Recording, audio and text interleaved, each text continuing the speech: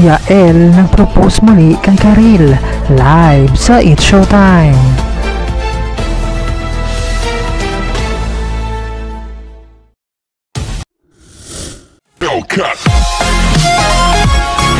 Magandang araw, maligayang pagbabalik sa ating channel. Ako'y nagbabalik para sa pinakabagong balita mula sa mundo ng entertainment. Huwag kalimutang mag-like, mag-share at mag-subscribe para sa iba pang mga update. Tara na! Sa kanilang 10th year anniversary ay muling nag-propose nga si Yael kay Karil. Tila plinano nga ito ni Yael para masorpresa si Karil.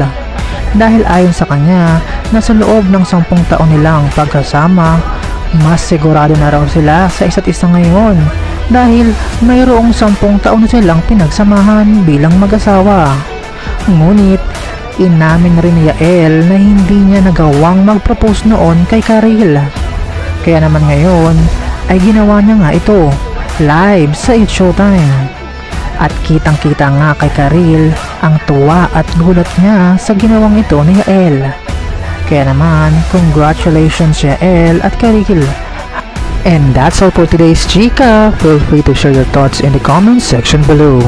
Remember, let's promote empathy and respect in our online community.